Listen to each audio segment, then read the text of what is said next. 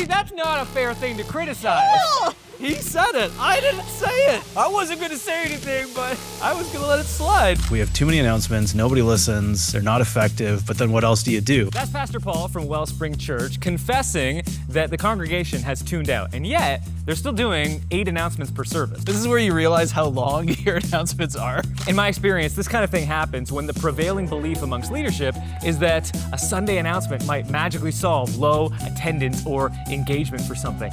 But the truth is, it won't, because when it comes to promoting events and ministries in church, Sunday is not your savior. But then what else do you do? We're here to answer that question. This is Church Chaos.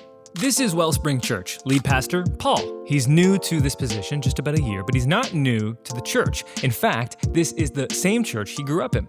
Even more curious, though, is that he's not alone in that. Youth pastor Caden grew up in this church, and worship pastor Alana did as well. And do you want to take a guess who their youth pastor was more than a decade ago? That would be Pastor Paul again. Yeah, same guy, who after leaving his role as youth pastor took another position elsewhere briefly, but now he's back. This time, as lead pastor. And in his time away, the church grew, which is great. There's just one problem. They haven't caught up yet behind the scenes, and they can't quite figure out how to get their congregation to remember what's going on and get involved. Here I am, reviewing their intro call with us, seeing this all for the first time, just like you are now. We're not a small church anymore. Not everybody actually knows everybody anymore. And like even announcements of like, oh, talk to Mabel after the service. Like when I first came back, I was like, wait a second, most people here don't know who Mabel is. Like I know who she is, but then what else do you do? And it's like, it's that, okay, well, what else do you do? That's where we're like, well, wait, nobody reads our weekly email either. Like what's actually helpful of all these different things that are out there? Right. Of all these different things that are out there, what's more helpful? This is the paradox of the solutions that churches find themselves in. If something isn't working, we add more.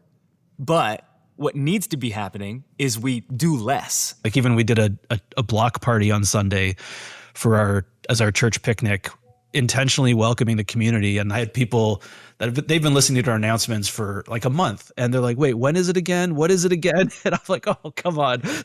So again, you just like every church watching has had that conversation more times than any of us would care to acknowledge. It's a symptom of trying to spoon feed the congregation every bit of information that you want them to remember, and then praying that they have memory recall on it, which is an impossible task and it will never happen. Your job as a communicator is not to spoon feed every bit of information to somebody in the congregation.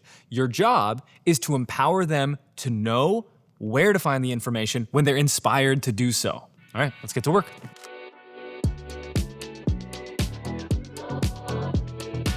I'd love to learn a little bit more about the leadership. Mm-hmm. So there's yourself. Yep. And then I saw there was Caden and Emma. Yep. That's youth and children's. Yep. So who's like the one making all the decisions on what gets announced on a Sunday? Yeah, so it'd be me and Alana. So she's the worship director and services. And then she'll draft like the announcement script. We'll usually have way too many announcements. And Alana and I will talk, and we usually get to the point of like, there's too many announcements, but whatever. Yeah. And then she'll send it off to whoever's actually doing the announcements. I don't know if you have anybody that's like inspired to do announcements. There's one person whose announcements is their favorite job on planet Earth. There's one guy. Yeah, just come up the road every Sunday. Well, we were saying yesterday, I was like, you know how they're like, you bring in a guest preacher. Yeah. Right? And bring in a guest announcement. Right? Like, especially during the summer, you need a week off. Like, bring in the guest announcement. I'm going to like parachute into different churches and I'm just going to do their announcements and then take off. We do a weekly email, and then we have the app, which is helpful. I'm the lead pastor. It took me 6 months to get our own church app. So I'm like, I know that this, again, I don't need to be convinced. But again, if not this, then what? If not this, then what?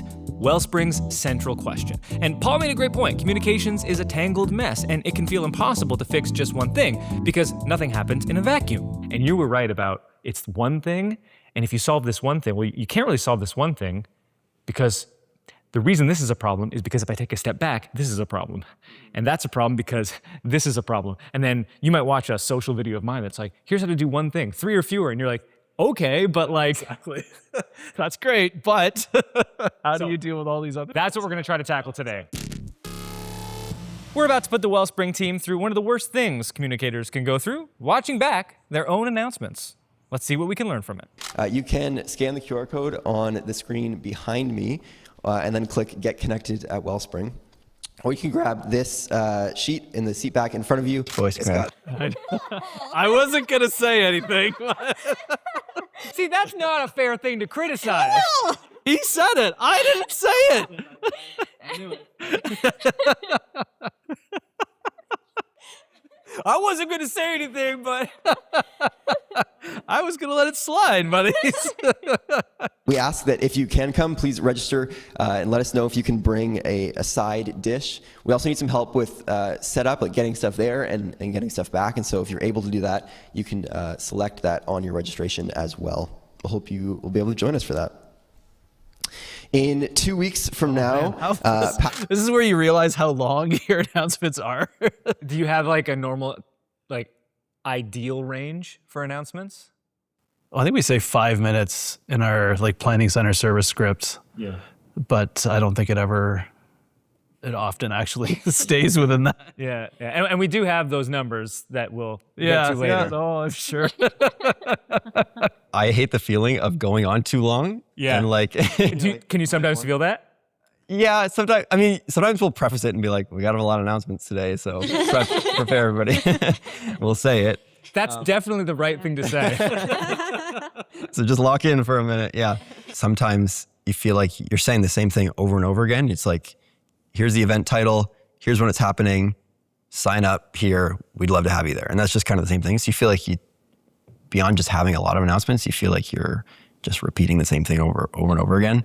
And in that way, also losing people. Caden's observation is a good one. When announcements are information heavy, they end up being formulaic. Event name, date, time, please sign up here, and repeat. In our watchback, it got to the point where Wellspring started making guesses on if the announcement they were watching was finally the last one. All right, who wants to put, like over under on, is this the last one? Do we have one more?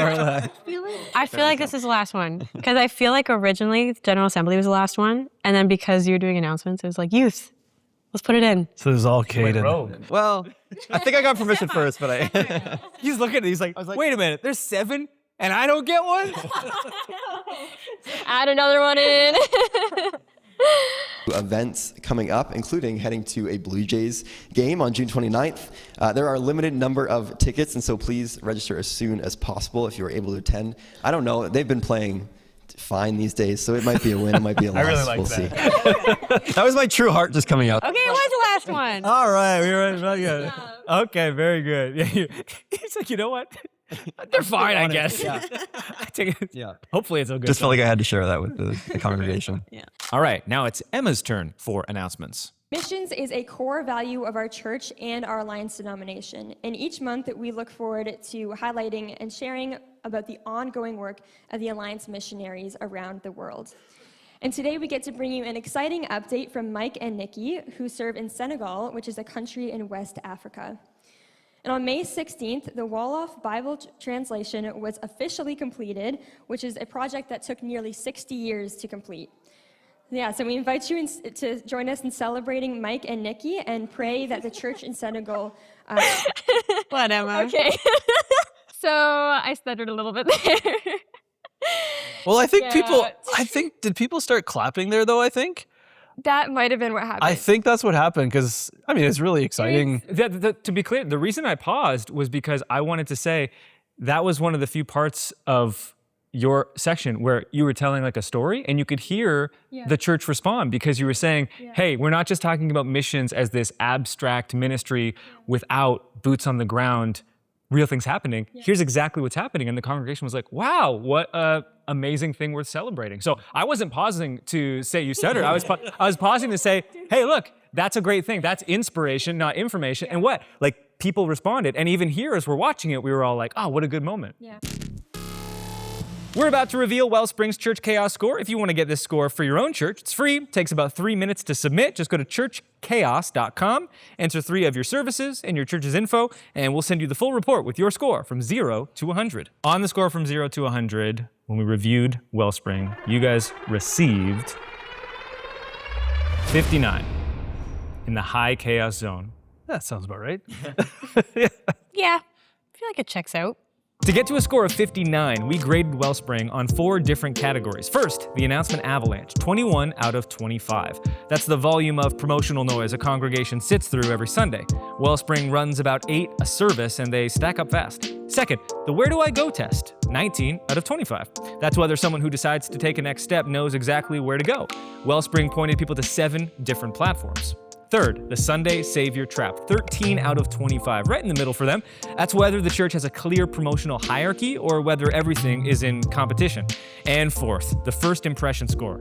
And here's the good news, a 6 out of 25, their strongest category. This measures whether how the church presents online is the same as what you'd find on a Sunday morning. Now, you said that you were aiming for under 5 minutes, and you achieved that. Oh, we did. 4 minutes, 38 seconds. You know, Why does it feel so long though? So that To find it. that is a really worthwhile observation, because you can see like what success looks like here. We say, 3 announcements or fewer under 5 minutes.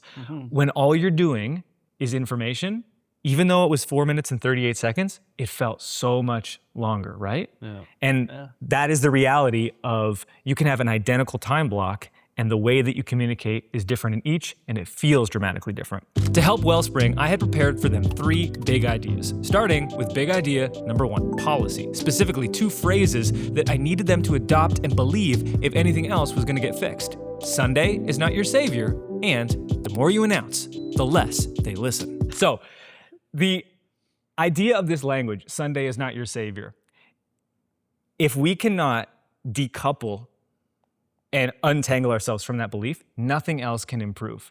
Because as much as you can watch those announcements and you can all like intuit, this probably isn't working. It's probably not moving people towards ministry and next steps. If we don't believe that there's another alternative, we're never gonna stop doing it. There's no way we can achieve 3 or fewer announcements. There's no way that we can move into inspiration and storytelling if we still all believe deep down in our hearts that if I could just get stage announcements perfect, things would work. You're doing more everything. More people are coming in. We're hiring more staff. We have more volunteers. We're seeing more giving. We're doing more ministry and more small groups. We should do more communications. We're going to do more announcements and more promotions and more platforms to send people. No. That is the one place that you actually need to start doing less. The more you announce, the less they listen. And if there was one thing that you take away from this specific part, look at your 8 announcements per service. By virtue of having 8, none of them can win.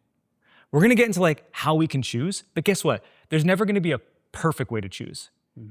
I can tell you this is how I would do it, and then you might go, okay, but this one actually in some instances could be, and that's true, but eventually we have to decide, do we want 3 announcements to win, or do we want 8 to get shared and none of them win? The more you announce, the less they listen. The change that I like to encourage people to make is, it's not your job to each week get up here and spoon feed information to the congregation and be like, you need this information on date and time, because that's not gonna work. And if you spoon feed them, just like a baby, they'll never learn to feed themselves.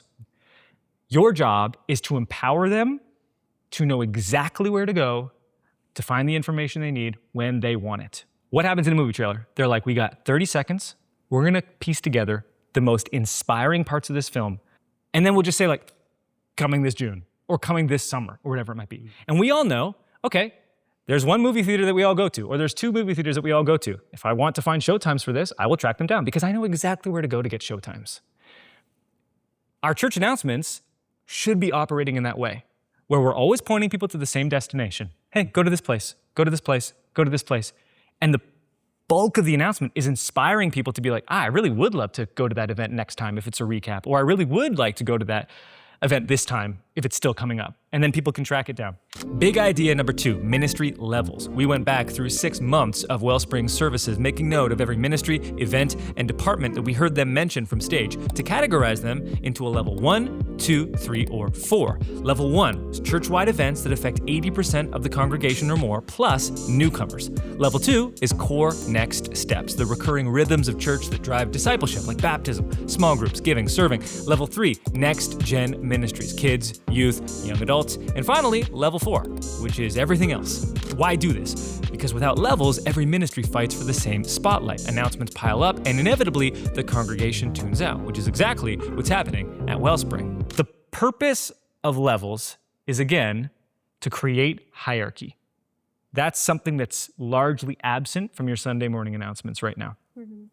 This is how you make decisions on what gets a Sunday morning announcement and what doesn't. If the rule is 3 or fewer, in our promotional playbooks, level 4 does not get access to stage announcements. The silence is them saying, well, then what do we do? So the first thing that we do is we create what we call smuggle announcement opportunities, where we take a level 4 and under the guise of a level 2, we bring it in. Now, what did I say about level 2? These are the recurring events, which means they're always happening in church, which means you always have to announce them, which means after you've announced them 3 times, you ask yourself, how can I say this differently on time number 4?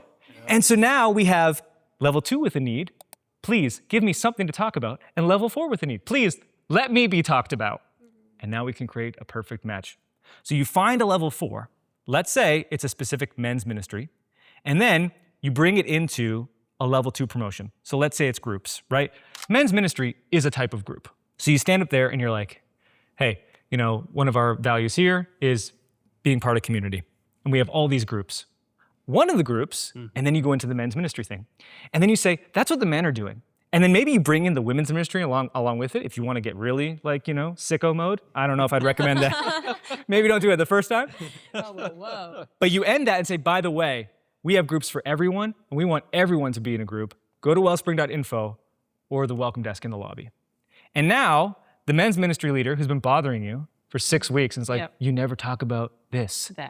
You can say, great, we have a plan for you. And this is where we get into promotional playbooks. So what I've done is I've taken like a few of your different events and made example playbooks for them. We have this calendar here. Oh, I love That's right. Yes. Everybody here loves calendars. Oh yeah, all the type A's. Give me a spreadsheet. Oh, are we all sickos together? Yes. Not me. Okay, I was like, where's I'm the odd one out. Where's the one creative who's like, don't try to tie me down? Big idea number 3, promotional playbooks, the blueprints that decide what to say, when to say it, and where to send people. For example, here's the promotional playbook I put together for Wellspring's neighborhood block party. Remember the event that people were asking about the day of? When is that happening again?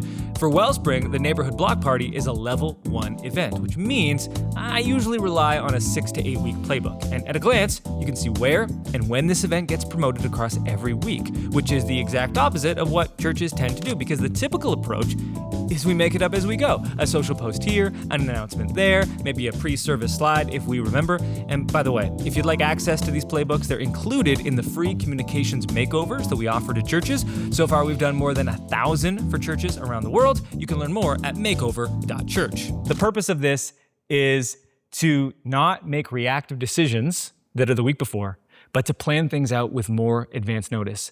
This gives you the ability to figure out where announcements slot in. And the point of making a playbook is to take inventory of all the different channels that you can promote with. The only way to get better at promotion is to review what you've done and see, did this work or did this not? Do you find with other churches there's conflict that comes up when like ranking which ministries or which announcements get said or which things don't? Like how do you? Yeah, absolutely. And this is why the big idea solutions and the policy exist. Because at the end of the day, we're all trying to accomplish the same thing. I want the Joy Club to be full. I want the men's ministry to be full. I want everyone to be involved in small groups. But like, can we all agree to this? If this is true, the more you announce, the less they listen, then we cannot just do 12 announcements on a Sunday and expect it to work. You have 2 choices, chaos or a system. So you might think that the system is imperfect. That's fair enough. The whole point, though, is to establish something, and then we can tweak around the edges. We can figure out, for us, we can actually do this, and I can smuggle this in here. And once we did this 4-week thing, we found that people actually really responded to this. The only way you get that feedback is by creating and doing the thing and seeing how people respond to it. Seeing it actually personalized to us, that's the other piece too, where it was great, it's great listening to a video or reading something online, but then actually seeing how it plays out. And again, you'll probably tweak things here and there. As you should. But yeah, just that sense of, this is what this could look like for us. And then of course, now we've actually got to sit down and implement and all that and process through it. To get your Church Chaos score, go to churchchaos.com. And thanks as always for your time, attention, and trust.